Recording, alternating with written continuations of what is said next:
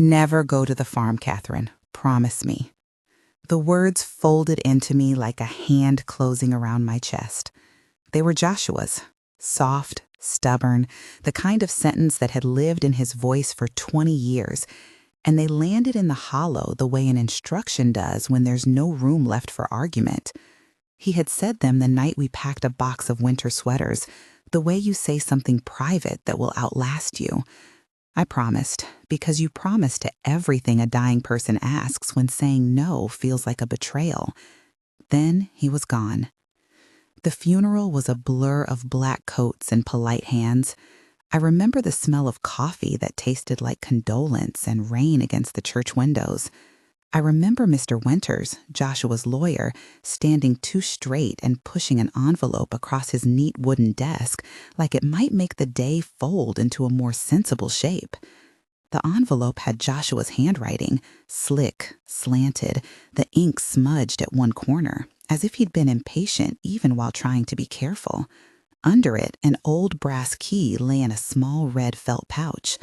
The metal felt warm in my palm, as if it had inherited some of him. "You mustn't go, Catherine," Joshua had told me before he left. "Promise me." And I had promised.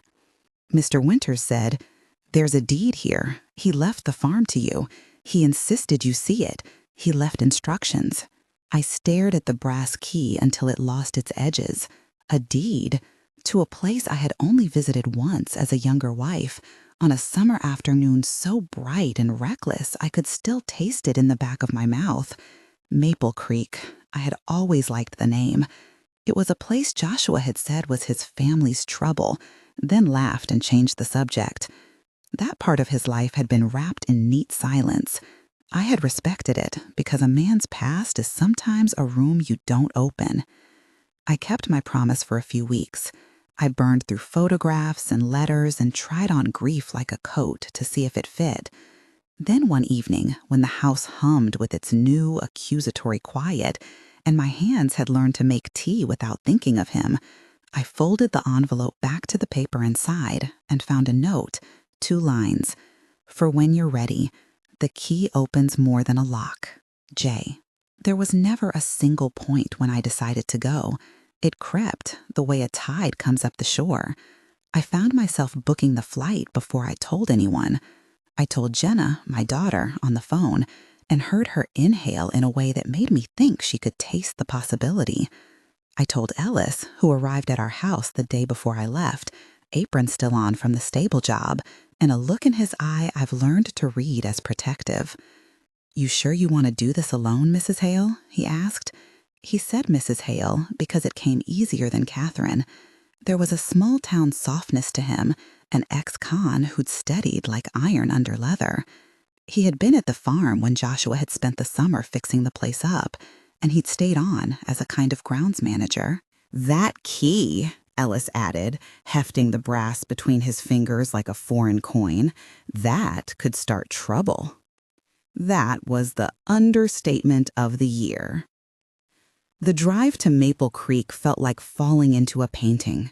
The highway unspooled beneath gray sky and then opened into a country that had deliberately dressed itself for memory. Maples edged the driveway in a riot of copper and flame. Fields went on the folded paper. Barns wore a generous coat of red paint. A wind pushed at the curtains of my car, and for a moment I thought I could hear Joshua's laugh in it. When the gate lifted, the sight of the house made something in my chest shift, something like recognition and betrayal at once. Joshua had not left the farm as a relic. He had rebuilt it. The farmhouse looked spent good, the kind of restoration that keeps scars and smooths edges. Horses stood along the paddock, sleek and steady as though they had always been there. The stables were new, but the design nodded to the old. It was the sort of touch a man obsessed with making things right would do. Inside the farmhouse, the air smelled like wood shavings and paint. There was an easel in a light-filled room that could only have been meant for me. Canvas leaned against the wall, half-finished. Brushes lay like bones on the table. My breath came out in a laugh I tried not to let show. He had known me, in a way that didn't allow for modesty. The studio felt like a hand extended toward an old, forgotten habit. I stopped in the doorway because there, on a small oak table, was a battered laptop with the sticker peeled in a corner. The screen flashed sleepily as if it had been waiting. A stack of USB drives sat beside it, labeled in Joshua's tidy hand, Day 1, Day 3, Maps, if you need me. Under them, a leather-bound blue folder lay half open. The folder smelled like must and ink, the smell of planning. Joshua always planned for everything. When I clicked the laptop open, the desktop filled with files.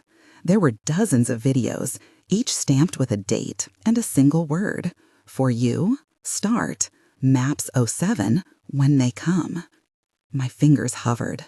I should have called Mr. Winters. I should have boxed everything up and taken it to a lawyer. There's a kind of safety in bureaucracy. But the camera icon pulsed like a heart. I clicked for you '01. Joshua's face filled the screen. He looked smaller than I remembered, framed by the lens, not by the presence that had been his constant. He wore the same lopsided smile he gave me the morning he forgot our wedding anniversary, and then spent the day making up for it. For a second, there was just him, alive in color, and the ache of him actually living there was almost more than I could bear. If you're watching this, he said, his voice carrying that half-tease that always made me answer before he finished, then I didn't get to the part where I get to annoy you in person. He asked me to breathe when he began. It was a soft joke, and then he got quiet. Catherine, he said, just my name. I wanted to do this all in person, you know that, but sometimes a man's hands have to finish the work after he's gone. I've put the house and the farm in your name. I know what you're thinking, trouble. I know I made you promise not to set foot here. I know I've kept too much from you. I want to explain. His eyes were earnest. He spoke like a man reading the minutes of a life. You have to know what this place is to me. Not just memory, security. Not just home, seed. I bought it back slowly. I wrote checks and I kept quiet. I did it for you, and I did it so someone would steward it right. There are things you will find here, and I don't expect you to understand them all on the first day, but please, watch them in order. Let me tell you what to look for. His hand reached into the frame and tapped the screen as if pointing to something I couldn't yet see. Behind him, for all the softness, I glimpsed a glimpse of a map taped to a wall. A faint smudge of red showed through. I'm sorry I dragged you into this, he said finally, and there was a soft break in his voice that I had never let myself hear before. If it feels like a trick, well, maybe it was, but it's a trick with teeth. It'll bite back if you don't use it right. Promise me you'll listen. The video ended with him smiling the way he always did when he wanted to make me feel brave. When the screen went black, I sat very still and realized my hands were shaking. There is a strange intimacy to watching someone you loved speak to you after they are dead. It's direct and theatrical at once, directed at a person who can no longer interrupt. Joshua had thought through phrasing, pauses, the little asides that made you laugh and then made you decide to do what he asked. He had left me a voice that could still steer me. I watched 3 more videos before I remembered to breathe. Each one filled another hollow. He told me, in that calm, bossy way, how he had repurchased the West pasture a year earlier, using an LLC and a shell account so nobody in the family could tie the transaction to him too quickly. He laughed at himself for the cloak and dagger tone. He had renovated the studio for me, he said. He had spent months bringing in soil for the garden and asking Ellis to pick out the chestnut mare at the sale because he knew I'd like her temperament, gentle but with a backbone. Then a video with a file name that made my stomach go cold. When They Come, '01. Joshua's voice in that file was quieter. I don't know how long I have, he said, so I'm making this a plan. There are people who will try to take this because it's valuable. Some of them don't even understand what it's worth yet. That's where you come in. You stand where I cannot." He explained little things with the patience he'd always used to explain a map to a lost tourist. "A deed transfer is more about timing than paperwork," he said. "A survey can be leverage if you know how to read the margins." He didn't talk like a man with a company empire. He talked like a man who had fed a thought until it grew heavy.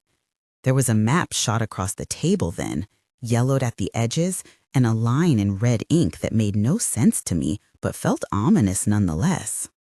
It was after that video, after Joshua's voice told me to look at the blue folder under the left-hand drawer, that I pulled myself back into the world, scooped up my phone, and said the one thing I do in public to make grief make sense. I hit record for the internet. I hadn't planned to do a channel. I had no interest in being a figure. But there was a small corner of me that had always liked a story told aloud, and the laptop, with its lined-up files and Joshua's face smiling at me like the weather, felt like something that should be witnessed. So I said a brief, honest line to camera, and then, on impulse, said the thing every social platform has taught us to say at the start of a story. If you like stories like this, hit like and subscribe. It felt awkward, a private thing dressed in public clothes. But the click between private and public had already been made when Joshua's plan reached beyond his lifetime. The CTA felt like a small human permission to keep telling the tale as I unfolded it.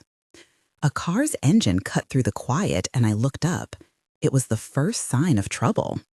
They arrived in a pair of polished SUVs that ate dust and left a line of wake behind them. Men in ties and shoulders like door frames stepped out. Robert first, then Alan, then David, 3 shadows from the life Joshua had been born into, and they did not look like men used to being told no. I had seen a photograph of them once at a family wedding. Blunt smiles, close jaws, the look of people who had been taught to win without asking if winning cost others anything. Robert was the eldest. His hair had gone salt at the temples, and his hands were larger than any hands had a right to be. There was a stiffness in his step that suggested illness or some careful attempt to avoid it. Alan had a face that worked well for a lawyer, smooth, ready to argue, his eyes the color of winter sky.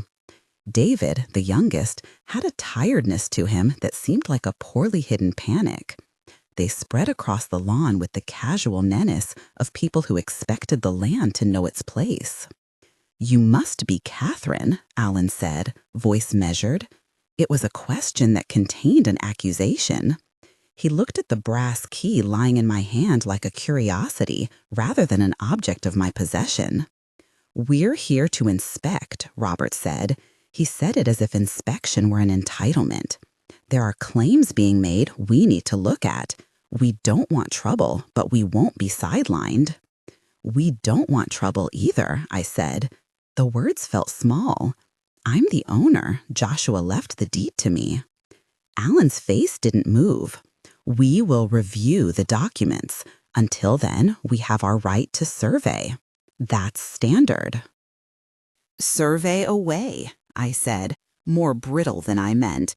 "But this," I tapped the brass key, the same one that had started the day as a relic and now felt like a gauntlet. "This is mine." Robert smiled in a way that didn't reach his eyes. "You were always a good listener, Catherine. Maybe you listened a little too well." There was a meaning in the sentence that made me imagine 1,000 small manipulations behind their smiles. He looked at the house as if it belonged to a memory the brothers were owed.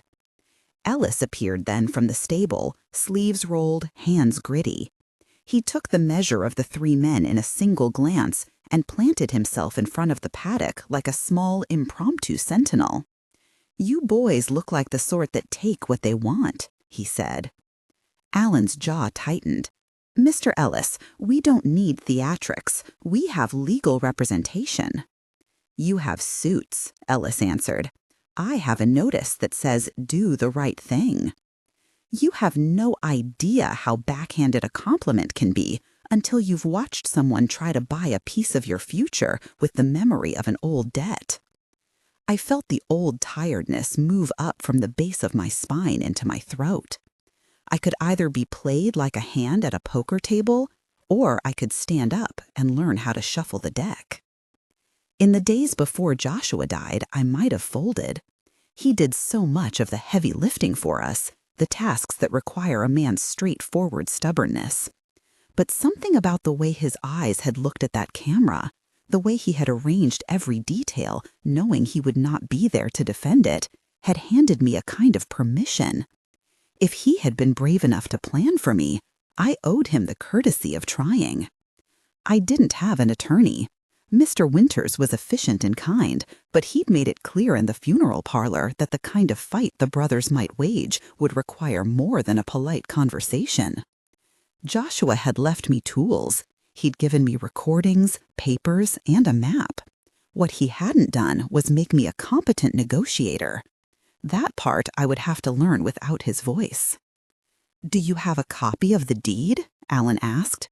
"Yes," I said. "On the table in the kitchen. There are videos on the laptop as well. I don't know if you've watched them."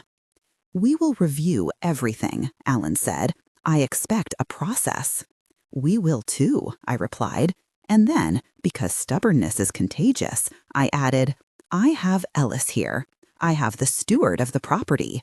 I have the deed in my name. We'll do this the right way."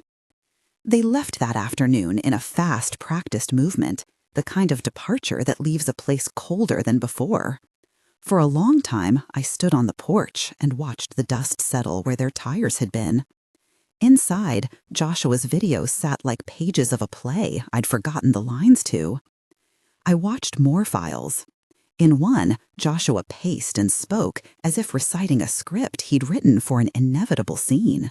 He explained that the West Acreage, the Western Acres, he called them in a way that made them sound like characters, had been surveyed last spring after a geologist named Harrison came through with a bored look and a coffee stain on his shirt.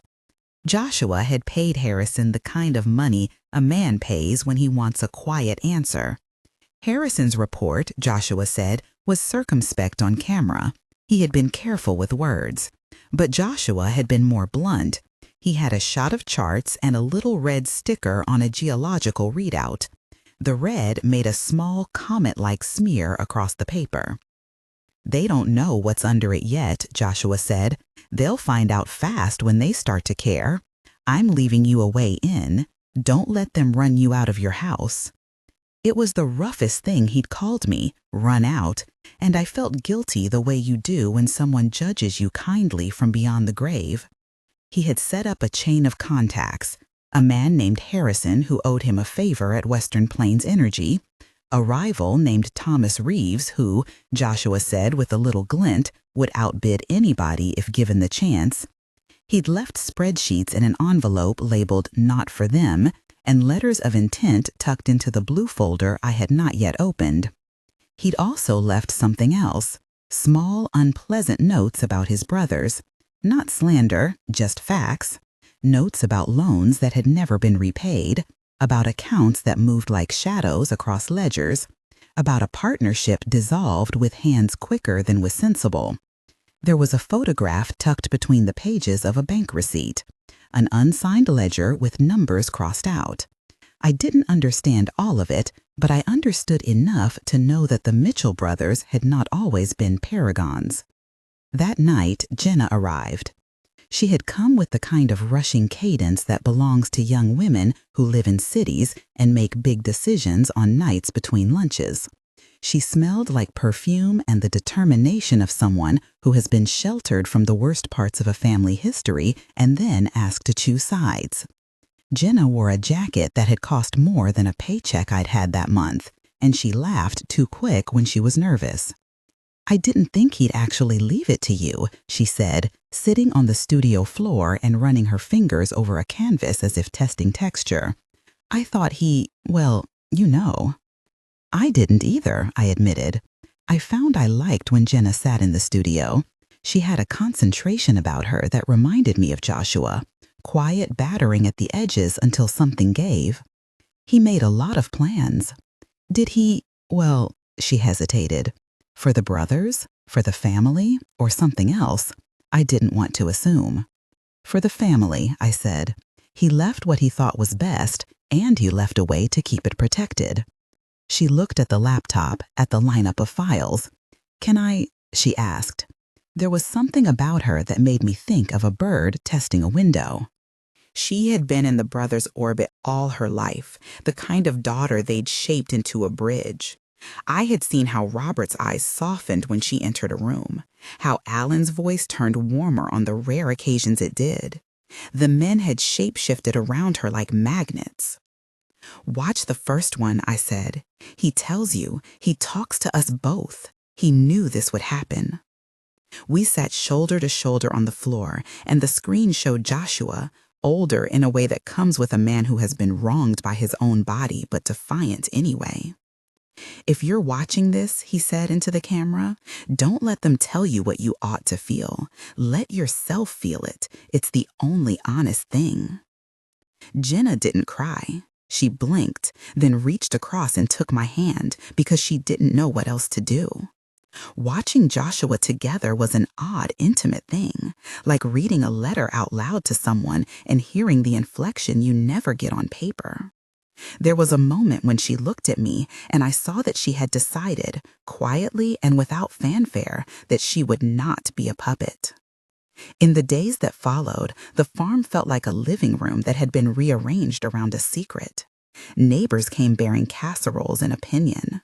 A local constable stopped by to ask questions he didn't have answers for. Mr. Winter sent me a short note advising caution. Harrison from Western Plains Energy called, his voice flat with the professional boredom of a man who deals with land as if it were a grid on a map. He said, carefully, that he'd been asked to meet and discuss possibilities. Thomas Reeves' assistant left a message about interest in long-term purchases. The murmur of offers arrived like insects to light. And then I found the corner that felt off. It was in the studio where Joshua had placed a heavy rug and a small wooden chest. I found the chest because I'd been avoiding the blue folder and its neat contents out of a strange, selfish fear. The chest had been nailed shut with more care than necessary. It didn't belong in a room meant to make paint smell like salvation. When I pried it open with a screwdriver Ellis lent me, hands steady as a surgeon's, I found a stack of papers, but not the expected kind. Beneath maps and receipts, there was a plan that looked like a blueprint and something else, a metal disc like a coin, hammered thin and rimmed in red. On the back of the blueprint was scrawled a phrase in Joshua's hand, "Not for the light, he looked for the dark." The handwriting trailed off into a line I could not parse. I felt something in me pinwheel between fear and exhilaration. It was a small private betrayal. He had kept so much that it made the present feel like it had been manufactured by stealth. That night, after the brothers had stomped across my lawn and left like wolves who hadn't yet decided whether to eat their prey, I sat in the studio and watched a file I had saved as maps_07. The video was different. Joshua not in one room, but moving through a space I recognized as this house, touching a wall, tapping a loose floorboard, pointing to the exact place where the map began to fold. "There is a place down here," he said, thumb tracing at a spot on the map. "A safe room, my war room, if you like the drama. I kept things there I thought might protect you. Surveys, contacts, letters that explain things better than I can while breathing. If they push, you'll need it." He laughed, and it sounded like absurdity and love. "You always did hate drama, so I kept it sensible. Nothing theatrical. A trapdoor, a lock, a ledger. If you can find it, do. If you can't, call Ellis." That was the last line of the recording, and then the screen went black. I sat with the memory of his voice and the image of a trapdoor until the house seemed to breathe around me. The wind hummed through the maple outside, and I realized that I was listening for the sound of men's footsteps. The brass key in my hand was suddenly very heavy. There are moments when grief makes you small and cautious, and then, without ceremony, gives you a kind of hunger. I found myself tracing the outline of the studio, pressing at floorboards, looking for anything that felt like a seam. The room had been renovated, the nails driven in with careful hands. I knelt and ran my palms across the floor, and there, just under the rug's fringe, was a line, a hairline seam that wasn't part of the floor's grain. I put my ear down and heard nothing but the thump of my own blood. My fingers found a small brass loop set into the seam like a camel's hair against the desert. A loop, a trapdoor. Joshua had left me a path to the dark places and the ledger he believed would save me. Ellis was in the kitchen when I found him. He came over slowly, all muscle and watchful calm. "You found it," he said without surprise. It was the kind of thing people who've been around a man like Joshua get used to, discovering small, improbable things because he wanted to be ready for every possible leak in his plan. "Yes," I said, and the truth of it surprised me. It felt like the first time I'd admitted, not to just someone else, but to myself, that I was going to fight. Ellis fetched a pry bar and some patience. We worked with the slow, careful movements of people who don't want to break the very thing that might save them. The loop gave with a creak, and the trapdoor swung up on hinges that smelled of oil and old paper. Down in the dim, my torch picked out a room smaller than I expected. Walls pinstriped with maps, shelves buckling under the weight of binders, and a metal filing cabinet that clicked shut in a way that seemed to want to defend itself even when it was empty. There was a hum under everything, like electricity or a low engine, but there was no machine to point to. On the table, folded into a corner, lay a notebook with Joshua's handwriting looping across the page. "War room," Ellis said softly, and he looked at me with a kind of respect I'll never be able to repay. He did it proper. The room smelt like dust and the concentrated focus of a man who did his thinking in ink. There were copies of surveys, faint marks where someone had circled a strip of land and written the word West in capital letters. There were letters of intent and offers from companies I had never heard of, but whose names promised money and interest. On the shelf, in a locked wooden box, was a sealed envelope with my name on it. I reached for it and felt Joshua in the temperature of the place. He had built me a map out of his absence. He had left me tools. He had left paperwork and a list of people who owed him favors. And most importantly, he had left instructions that could be followed if someone could turn grief into purpose. Above ground, the Mitchell brothers were a cold storm on the horizon. Down here, in a room airless and damp with secrets, Joshua's planning folded itself around me like a cloak. I sat at his little metal table with a cup of tea that had gone cold and felt the first real heat of determination. We hadn't won anything, not yet. The graveyard of this kind of fight is littered with well-intentioned people who tore themselves open in the wrong places.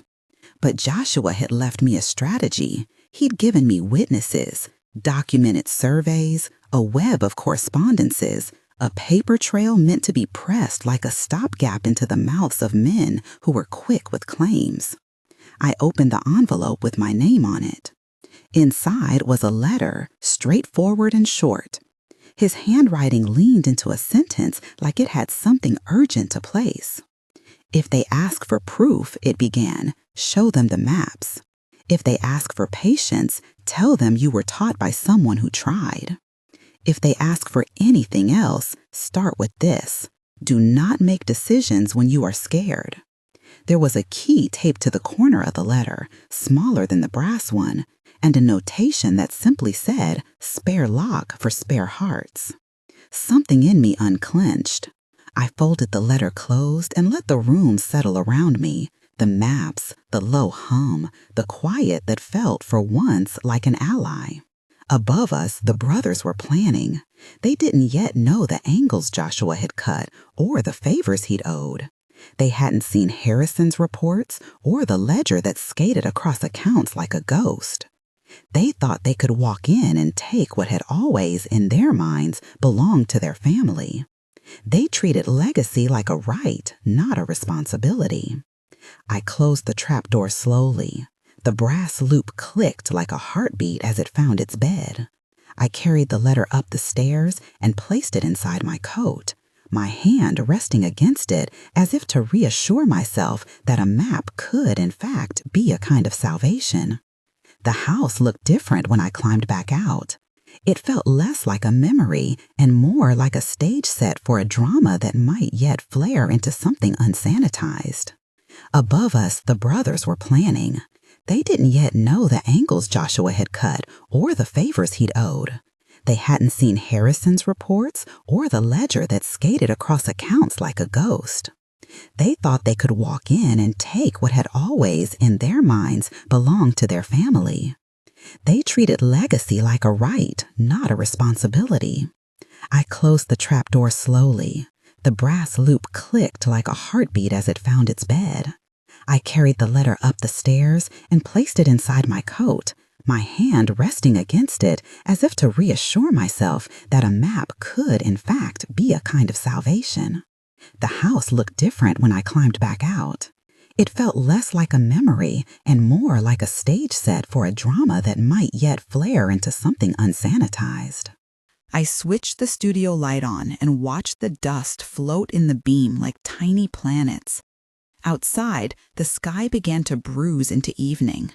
Someone in a suit barked a laugh across the fields, and Jenna appeared in the doorway, hair wind-kissed and eyes dark with the same determination I'd seen earlier.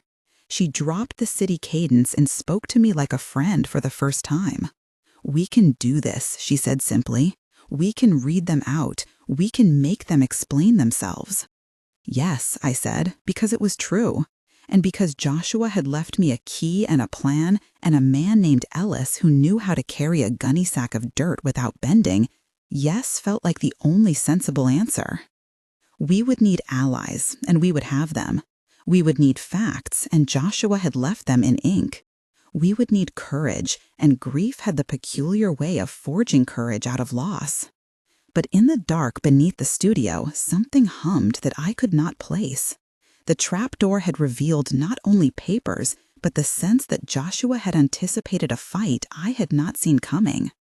I sat on the studio floor for a long time, and the house did the honest thing it sometimes does. It offered back the echo of a man who had wanted to protect the people he loved, even from their own passivity. When night closed the windows, I slept in the room with the easel, with the smell of paint in my nose, with Joshua's letter in my pout. The brothers had filed their intent to review. The men called by suits had names and faces and empty eyes that made me want to clamp my hands around the thing that mattered and never let go. But under the floor, the war room hummed like an engine waiting to start. And for the first time since the funeral, I felt a plan move through me in reply to the one he'd left. I was the person he had placed his faith in, unlikely and underestimated. Morning came like a promise. I cleaned a palette and mixed a color that reminded me of the western sky. I painted a single stroke across a canvas, sharp, decisive. It was the first real mark I had made since Joshua's funeral. It was a small, stubborn proof. There would be arguments, there would be threats, there would be tests, both legal and human. The brothers would push because they could. But I had a key and a room and a sequence of recordings that taught me how to listen before I acted. On the kitchen table that afternoon, a letter slid under the door. The envelope was thin and unmarked, but inside was a single sheet with a line I could not ignore. "You do not know what he left under the west fence," it read. No signature. A hand had written it as if someone was trying not to be seen. I put the note down and looked at the map Joshua had circled. The red line on the western acreage looked like a scar.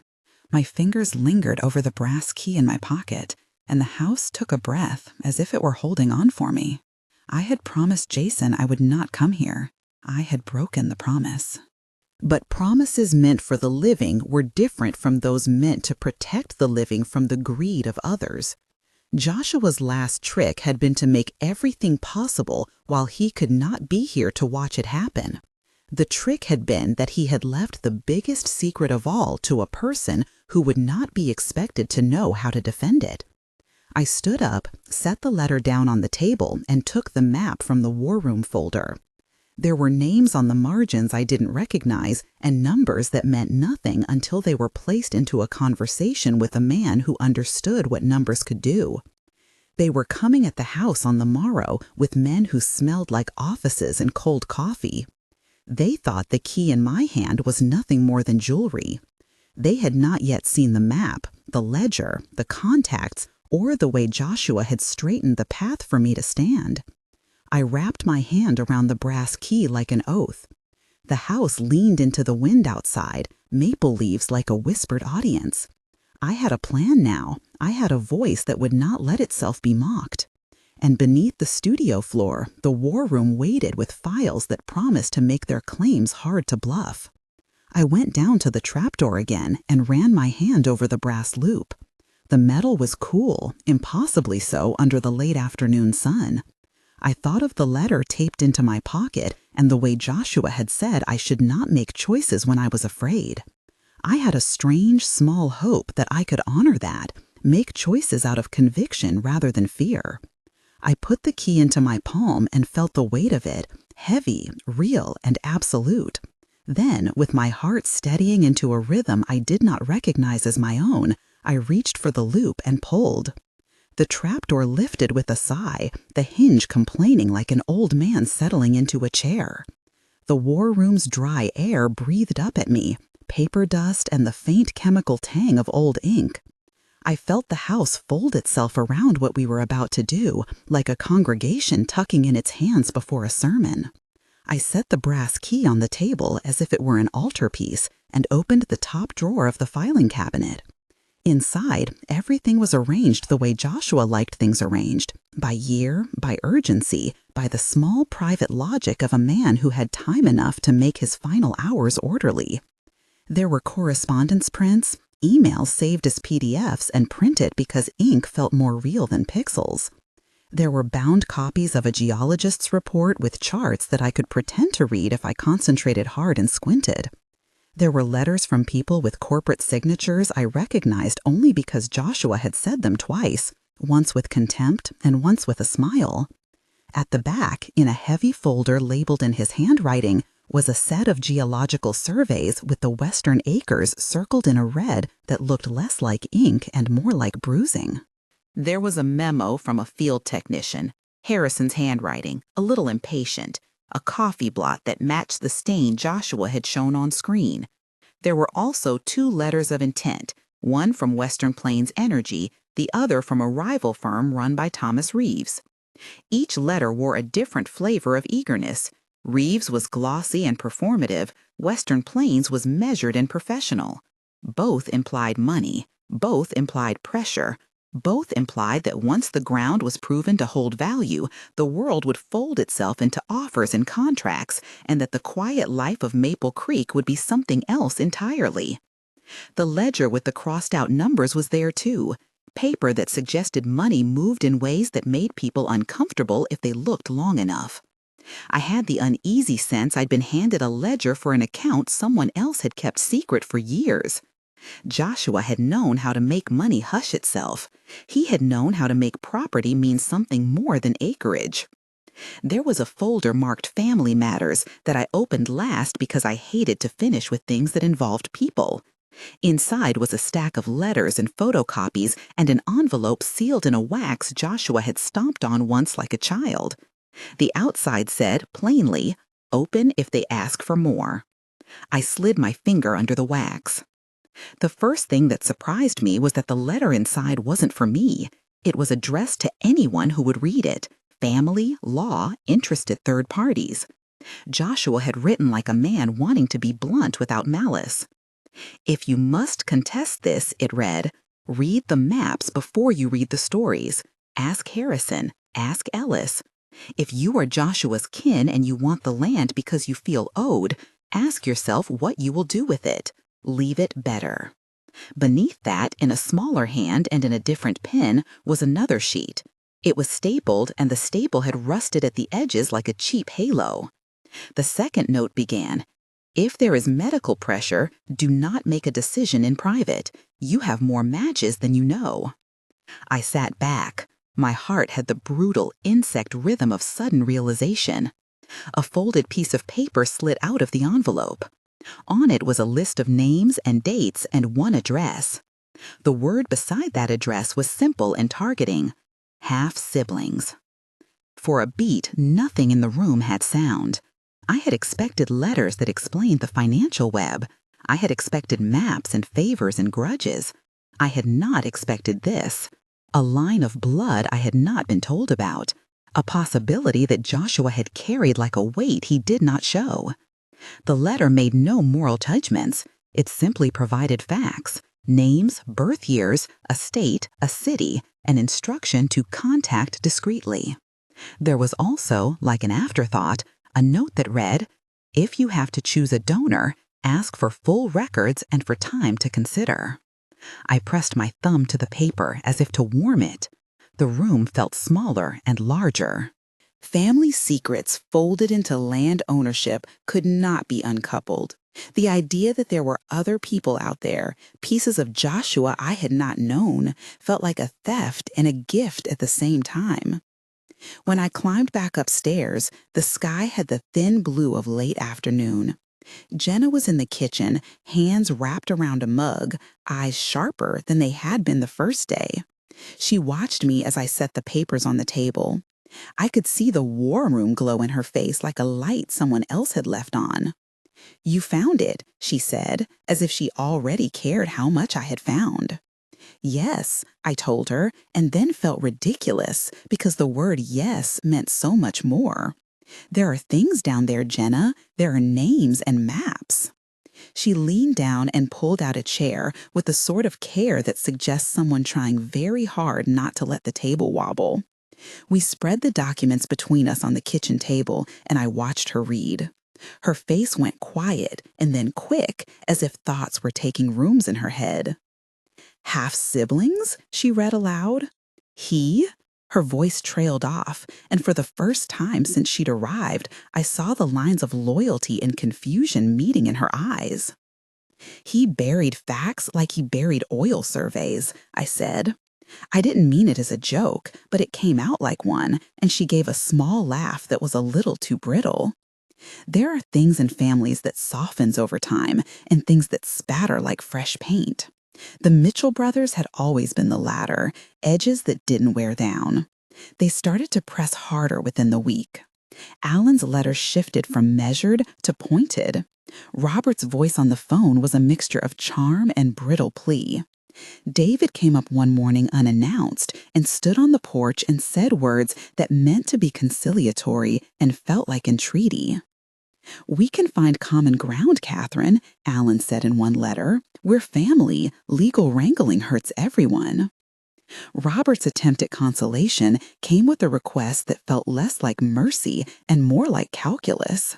He had been honest, or at least plain, about his condition in a way television dramatizes: clinical language, soft edges. He'd been to doctors, he said, and there was a chance, a small one, that a living donor might help. It was phrased as if the asking was an act of vulnerability. I will not pretend the request didn't wedge itself into my chest. They had not asked until they thought they could leverage something, possession and kinship wrapped into a plea. Jenna stood in the middle of it like a rope bridge between her father's memory and their family's demand. The first time Robert mentioned Jenna as a potential donor was not in a courtroom or a lawyer's office. It was at the edge of the paddock when he leaned over the stable gate, one of those old men's moves that flirts with sentiment. "You two are close," he said, and there was an awkwardness in the sentence, like a man feeling his way through a conversation he had practiced in private with his spouse.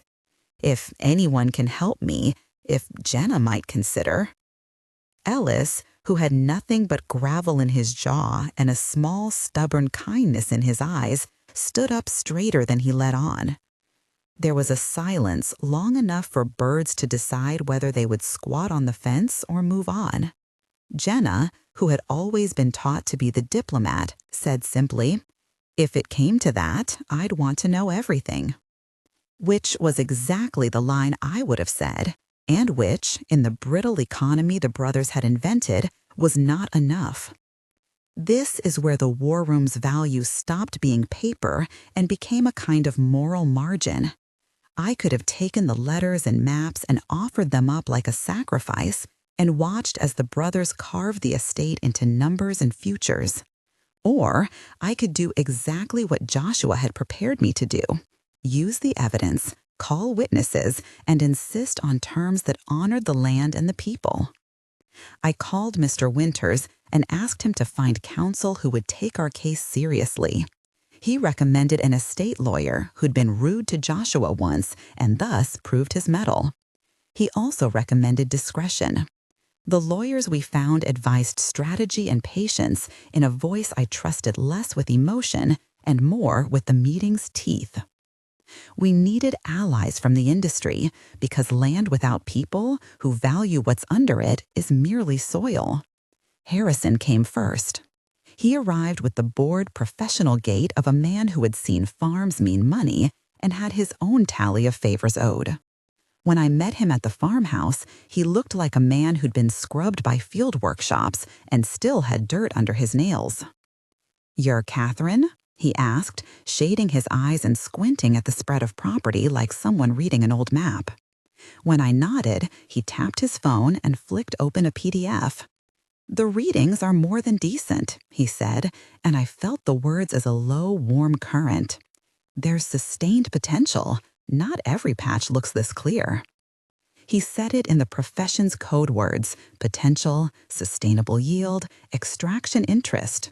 To me, the language meant one thing: the estate was valuable in a way that would attract every sort of investor. "We can play this one two ways," Harrison said after he'd looked at Joshua's files and the survey data.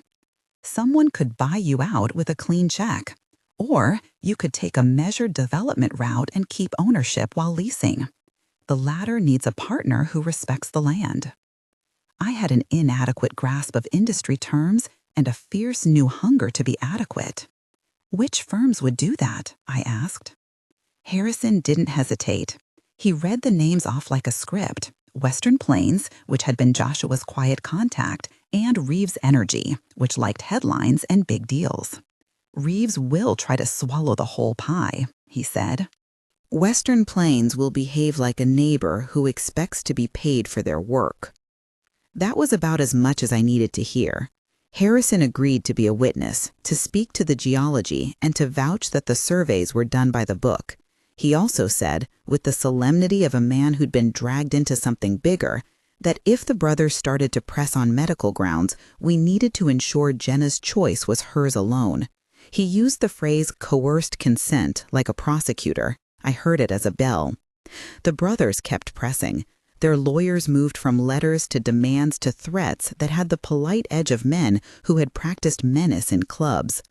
They arranged for a survey crew to appear without notice, hired a private examiner to show up with equipment at the fence line as if to make a claim by occupying the land with the smell of their boots. I called Constable Wilson and the RCMP to mark our interactions with a legal presence that would show the world we were not sitting ducks. They were helpful, administrative, and cautious in a way that fitted my new life: procedural buffers around human ugliness. The turning point came when Robert's condition escalated and the brothers' pleas shifted into something sharper.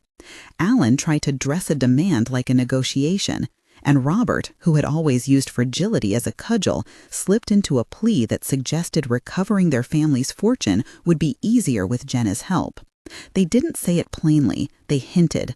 They leaned on family duty, on the old grammar of obligation, and they used the weight of the farm like a threat. Jenna crumpled under it the way a young tree bends in a storm.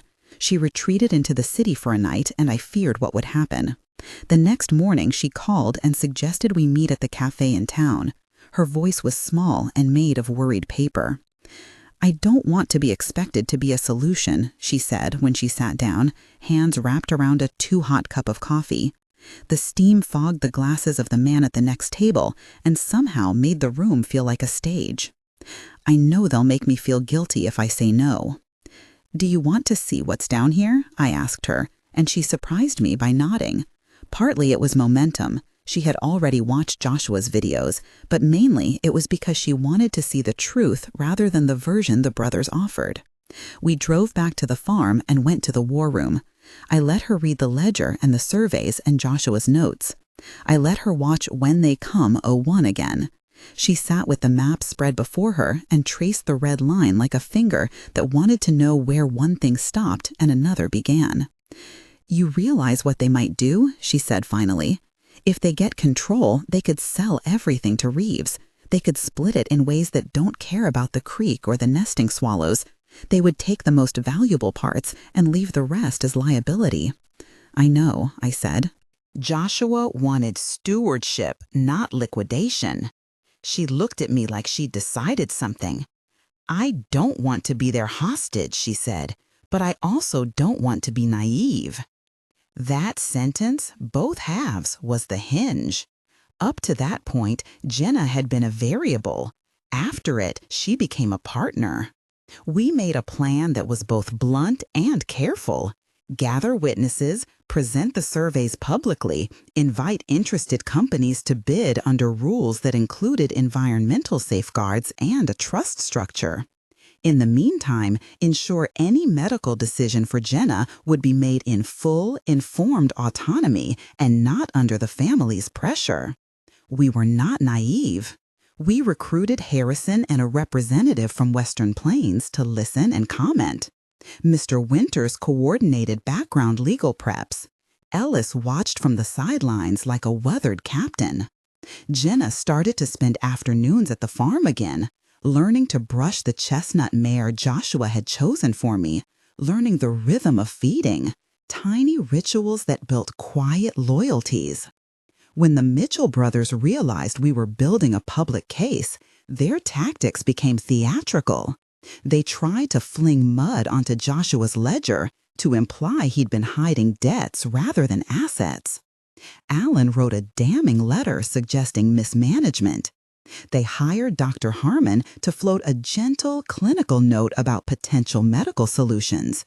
He had been their family doctor for years and was good at making compassionate things sound inevitable. Dr. Harmon's face, when he visited, held the bland compassion of a man used to carrying bad news wrapped in gentleness. The letter about half-siblings gave us a moral line to hold on to. It shifted the conversation because it meant that Jenna was not the only possible living connection for anything that required familial tissue. When I told Alan and Robert that Joshua had left a sealed letter revealing possible half-siblings, Alan laughed in the kind of way a man laughs when forced to reconcile with facts he did not want. "You expect us to believe that?" he said. "Where are these alleged siblings? How can they be relevant?" I let the ledger and the maps speak. But when the brothers began to use Jenna as leverage, the sealed letter became more than paper. It became a moral weapon that suggested the brothers were using lives, not legacy. If they pressed Jenna for a medical procedure as a condition for settlement or leniency, they would be forcing her into a choice with strings attached. That was something I would not permit. The war room had taught me this. Documents could be leveraged to prevent coercion as well as to prove ownership. The meeting itself, what everyone would later call the showdown, was scheduled on a Thursday afternoon at the community hall in the nearest town. We arranged it to be public but not sensationalist. There were industry representatives in the front row, law clerks with careful pens, a local TV crew whose microphones smelled of oil and ambition, and the Mitchell brothers occupying their practiced theater of entitlement. I stood at the front with the war room folder in my hands, heartbeat a metronome of resolve. Harrison sat beside me, plain and steady. Mr. Winters had a legal pad, and Ellis stood behind me like a hulking shadow with empathy in his eyes. Jenna sat on the front row, chin up. Alan began with a lawyer's script, soft voice, sharp cadence, trying to frame the day as an open call for negotiation. He spoke of family and rights and the necessity of clarity. I let him speak and felt my mouth form the words Joshua had taught me to use: measured, direct, nothing theatrical. When it was my turn to speak, I kept it short. I let the maps spread across the table, let Harrison point with his finger and explain what a red line meant in language no lawyer could quite misinterpret. This line indicates a geological formation consistent with hydrocarbons, he said plainly. We did not cherry-pick data, we sampled across a controlled grid. Then I opened the war room's file and pulled out the accounts. I let the ledger speak. I didn't editorialize. I simply presented the documents Joshua had left behind: the survey dates, the chain of custody for the deed transfer, the letters of intent from Western Plains and from Thomas Reeves, and the ledger with the crossed accounts. I spoke of stewardship. I spoke of Joshua's desire for measured development and an insistence that any extraction be done under terms that would fund restoration and community trusts. And there's more, I said, and at that moment I felt Joshua's voice in the texture of my words like a seam. Mr. Winters stood and handed to the assembly a copy of the sealed envelope Joshua had left, to be opened only in a neutral presence if there was any suggestion of coercion or if a medical request would be used to bargain. The room rustled like dry paper. They protested. Alan objected to the theatrics of opening a sealed envelope in public. Robert's face went white and then sallow in a motion that suggested the engine of casualty.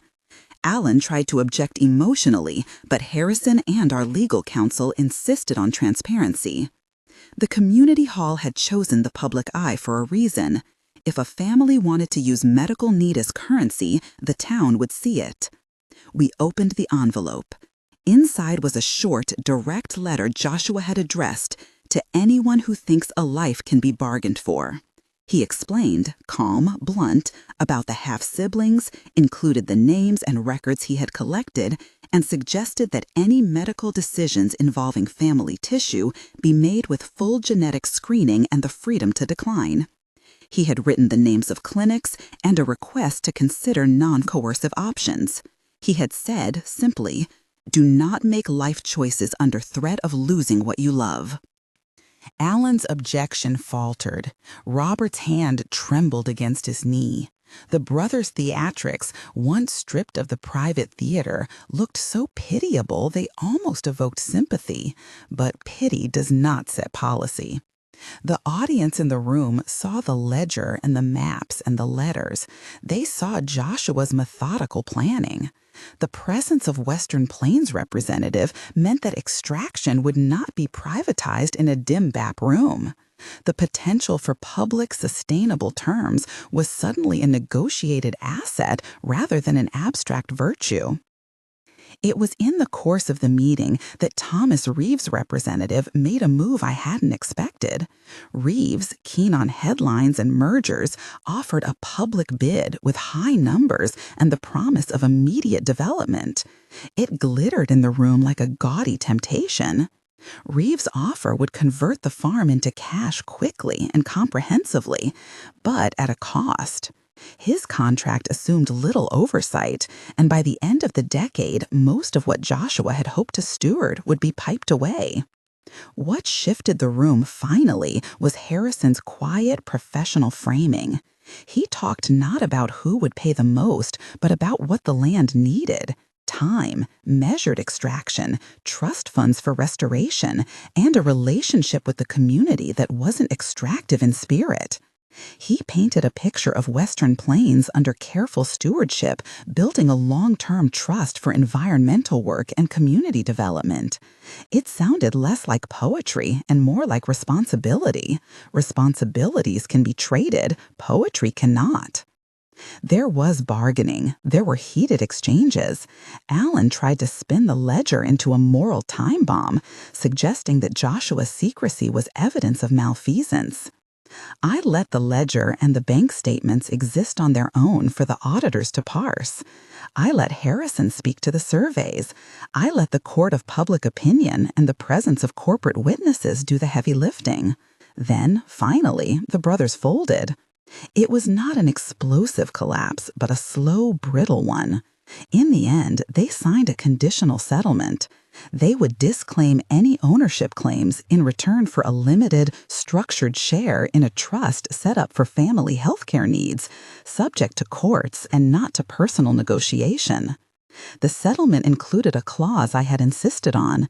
No medical decisions could be tied to property transfers, and any family health requests must be made through third-party review. The legal language was dry and technical, but in it lived the principle I had wanted most, Jenna's autonomy. They tried one more thing, the kind of last-ditch leverage that vindictive families know well. They hinted that public opinion could be a sword and tried to threaten a messy, scandalous trial. The town's media could make a feeding frenzy of grief and finances. But by the time threat became action, the press had already done its homework. They'd seen the war room, the maps, and the letters. Then, finally, the brothers folded. It was not an explosive collapse, but a slow, brittle one. In the end, they signed a conditional settlement. They would disclaim any ownership claims in return for a limited, structured share in a trust set up for family health care needs, subject to courts and not to personal negotiation. The settlement included a clause I had insisted on. No medical decisions could be tied to property transfers, and any family health requests must be made through third-party review. The legal language was dry and technical, but in it lived the principle I had wanted most, Jenna's autonomy. They tried one more thing, the kind of last-ditch leverage that vindictive families know well. They hinted that public opinion could be a sword and tried to threaten a messy, scandalous trial. The town's media could make a feeding frenzy of grief and finances. But by the time threat became action, the press had already done its homework. They'd seen the war room, the maps, and the letters. Joshua had removed the cloak that secrecy affords. Once you put a ledger and geologic survey into the light, the idea of a family spectacle lost its profit. Robert's face in the final moments of the meeting had a clarity I had not expected. There was shame, yes, and a kind of exhausted relief. Alan was calmer, an attorney who had been forced to reconcile a personal greed with a publicized ledger. David lingered behind the others for a moment and then left in a hurry like someone trying to outrun consequences. They signed, they left. The war room's papers went back into their folders. The maple trees outside the hall kept their own counsel. After the meeting, when the legalities had been trotted through lawyers' offices, I sat with Jenna and Ellis in the studio. The sun had gone low, and the light through the windows was a color Joshua had always liked, worn gold. I felt like I had been living in an old shoe and had finally stood up straight. "We did it," Jenna said softly, though even then I could see the cost in her posture. "We didn't let them make me into a bargaining chip." "No," I said, "you didn't let them." We had won most of what mattered, control of the farm, the ability to shape any development, and an agreement that any extraction would be bound to a trust and environmental oversight. We had partners inclined to do the right thing because the right thing had become a public, verifiable term of business. Western Plains agreed to a phased extraction plan with remediation commitments and to the creation of a stewardship trust funded by the operation's proceeds. Reeves lost the first bid, but had not vanished. His presence served to keep offers competitive. That word, trust, was Joshua's insistence made legal. We designed a structure that would fund environmental restoration, small community projects, and a scholarship for rural kids in the county to study conservation. It was the kind of thing that smelled like compromise and hope in equal measures. The oil, if it was developed at all, would under those terms fund a long-term relationship with the land rather than a short-term harvest. And the brothers? They did not vanish into villainy. Robert's health demanded attention and time. He accepted counseling from clinicians and engaged with the idea, clumsily, of amends. Alan returned to legal practice with a new caution in his voice. David went away for a while. The settlement had not erased their capacity for harm, but it had damped their power to weaponize familial bonds. The medical subplot resolved in the way of human things, messy, uncertain, and ultimately humane. Dr. Harmon, when confronted with the idea that someone would be asked to donate under pressure, recused himself from any involvement in family decisions. He said in private that he regretted how medical language had been used as leverage. The sealed letter I'd read in the war room proved its worth here. It named half-siblings who, when contacted discreetly as Joshua had requested, were willing to be tested, willing to consider being part of a network of possible donors. It was not a tidy miracle. It was, instead, a door opened that allowed Jenna to step back from being the presumed solution. When the half-siblings were reached, there were human conversations that were tender and awkward and honest. One woman lived out of state and had no idea she might be relevant to Robert's situation. She expressed compassion but asked for time. The logistics of medical testing are not a thing to be dramatized. They are their own mundane bureaucracy. But the effect was moral. The brothers could not reduce Jenna to a tool anymore. There were other humans to be considered. The sealed letter had prevented a coercive shortcut. As these things settled, I found myself back in the studio more and more. Joshua's easel felt like a bridge between stubborn grief and the determination I had begun to own. I painted in the mornings before meetings, small, precise strokes, then went to the war room and sat with Harrison or with Western Plains Council in the afternoons. Art became, for me, a way to hold two undivided things: the memory of my husband and the future of a land I had only promised to visit once upon a summer. The painting that grew over those months was not a portrait of anyone. It was a layered thing: maple groves in autumn, a pale blue of a winter sky, a sweep of western field marked with a thin red line, and at the center a studio window with light pouring through like an accusation and a gift at once. I painted the easel's shadow long because shadows are where plans hide. I painted the barn door slightly open to suggest possibility, not finality. It took shape like someone writing a letter in color. It was less about clever composition and more about a language I had been learning. The farm itself entered a slow, deliberate phase. Western Plains, after months of due diligence and negotiation, agreed to a phased program: a preliminary extraction test to be monitored by independent environmental scientists, a restoration fund to repair riparian areas, and a stewardship council composed of community members, indigenous representatives, contact that came from the local county board, and a trustee tied to the university's environmental department. The lawyers called it a novel arrangement. I called it a mercy. Money, when structured right, can repair more than land. It can fund education, remediation, and a future that doesn't repeat the same selfish patterns. I will not pretend the estate's value evaporated into saintliness. Offers kept arriving. Others wanted to buy the property outright.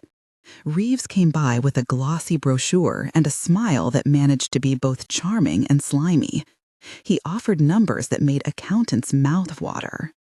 But the public terms and the stewardship trust made it clear: this property would not be liquidated for the highest bidder without accountability. There were limits Joshua had placed in his instructions and limits the community insisted upon. The public narrative, "Billionaire's last trick," as someone in the press cheekily headlined one evening, sounded like hyperbole until you sat with the scale. The estate's potential, aided by the surveys and the industry's interest, made the property worth a figure that lives in the language of vast and unexpected. I heard people say billionaire as if it were a flavor of fairy tale. In truth, the estate was not the same as a corporate empire, but in aggregate, land value, surveys, and offers, It reached a level that altered the terms of what being an heir meant. Joshua had turned foresight into capital. He had done it quietly, without the vanity that name-brand billionaires often parade. His wealth was the slow accumulation of choices, of careful acquisition and disciplined secrecy. The trick was that he had left it accessible to someone who, by measure, was not expected to wield it.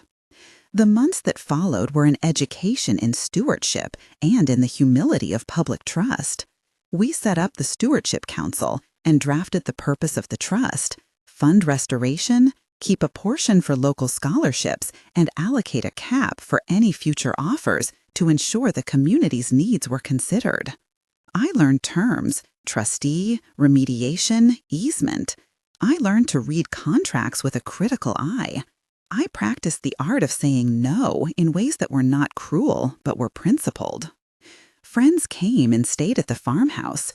People from town who had once brought casseroles for a funeral now brought tools and ideas and honest curiosity.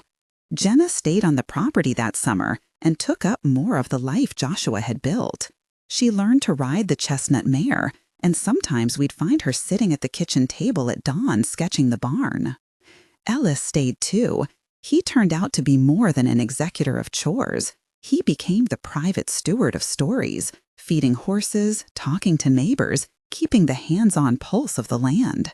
He built a small greenhouse with the money he saved from odd jobs and the farm's modest stipend for employees. He told me once over a mug of tea that he'd always admired Joshua's stubborn kindness, and now he admired mine. The day I unveiled the painting, the house smelled of linseed oil and fresh coffee. I had worked in secret on that canvas for months, tightening and loosening until it matched the rhythm I'd felt in the war room, the balance between hard facts and softer purpose. Jenna helped hang it in the main room, a place where guests paused and then said smaller things. The canvas was not a trophy, but a map of 1,000 choices. When the painting went up, I talked, as I had learned to do, about stewardship and legacy. I told the room the truth, that Joshua's decision to make me the heir felt like both a betrayal and a benediction. I told them it had forced me to become something I had not been trained to be, an executor of both love and strategy. For a long time after, people came to the farm and sat beneath the maple trees and said things like, "I didn't know land could mean responsibility," and "Thank you for not selling it off." There were quieter victories that meant as much. We funded the restoration of a small wetland that had been choked by previous mismanagement. We started a scholarship for young women from nearby towns to study environmental science. We created an art fund that paid local painters to run free workshops for the county schools. All of this flowed, in part, from the Stewardship Trust. Oil, if it was ever extracted at scale, would fund something more than private luxury. That felt like a victory Joshua would have liked. And then one evening, when the trustees had come and gone and the last legal signatures had been filed, Jenna and I sat in the studio while the sun plunged and the light turned the room the color of old tea. We did not speak for a long time. Finally, she reached out and touched my hand. "You surprised me," she said simply. "I thought you would be swallowed by it all. You didn't get swallowed." "I helped," I said, and I meant it. Joshua's voice on the laptop had been the compass. Harrison and Ellis and Jenna had been the crew. The town had been a moral ecosystem. The war room had been the engine. I had been the person with hands on the wheel. Jenna laughed, a soft sound that had stopped being brittle. "You painted the right thing," she said, nodding toward the easel. "So did you," I said. She'd put a little sketch beside the painting, a tiny study of a mare's eye. She'd added a line in the margin of the canvas, "For choices." We had not destroyed the family. We had changed the terms of what family could be. The Mitchell brothers came by later that year to see, quietly, the work we had done. They were not the men they had been at the outset of this story. They were diminished by consequence and conversation. They apologized in small, stumbling ways and asked about the scholarship. I nodded. It was not a full reconciliation. It was a beginning. That night, I went to bed with the sound of the wind through the maples like applause. I slept in Joshua's sweater because it smelled like his aftershave and because some things comfort you better when they're impossibly familiar. The war room was no longer a bunker of secrets, but a library of decisions. I had made my peace, not with the loss, but with the shape of living after it. There were days I still played his videos. On a particular evening, I watched one where he had spoken plainly about not making choices out of fear. He'd said, with that lopsided grin I married him for, use it to make something you'd want to inherit. I took that like a benediction. In the months after, I layered the farm's small infrastructure, sustainable fencing, pollinator corridors, and created a slow return to balance. We hired an environmental scientist to monitor and report publicly. We designed leases that required remediation and left penalties for neglect. The money that came in did not pad a personal account. It fed the trust, education, and restoration. When Reeves came back with another large bid, I listened politely and then said no. When Western Plains offered a joint venture that fit our purposes, we negotiated hard for a trust-backed agreement. The result was neither perfect nor tidy, but it was measured and anchored to the promise Joshua had left. In the first winter after the settlement, the farm felt like a place that had chosen to forgive itself for greed. Snow dressed the fields in a blunt honesty, and the horses stood like statues of patience. I painted a winter canvas and hung it beside the autumn piece. The two made up a diptych, a small bookend to a year of improbable learning. There is a way grief reshapes you. For me, it became a set of tools: patience, a willingness to listen to paper and to people, and the courage to make public things private hands had tried to hoard. The Billionaire headline never sat neatly with me. It suggested an easy story of a man with too many toys. But in Joshua's case, the Billionaire moniker was a shorthand for foresight made real. He had used secrecy as an instrument of protection rather than greed. He had left me a key because he believed I could do the hard, steady work of stewardship. At the edge of the western acreage, we planted a line of maples. They were saplings then, thin and scrag, small flags on a windy plain. In 10 years, they will be mapped trees, and someone will walk between them and think of roots deeper than money and people deeper than heritage. I plant things because Joshua planted the idea in me, and because planting is an act of faith. That the future needs tending, not just claims. Sometimes, late at night, I listen to the videos all the way through. His voice, calm, sometimes bossy, reaches me like a letter. I think of how he had the strange foresight to be so secretive and so generous at once. He wanted to protect the land and the people, and he wanted to make sure the person he loved would be able to stand up to men who had always assumed she wouldn't. In the end, the trick wasn't theft or trickery in a petty way. The trick was this: he gave everything to the person no one expected to take it, and then made sure she had the means to steward it with eyes open. That, more than the money, is the legacy that counts. If you found this story moving, tell me in the comments who you would have trusted with such a legacy. And subscribe if you want to hear more stories like this.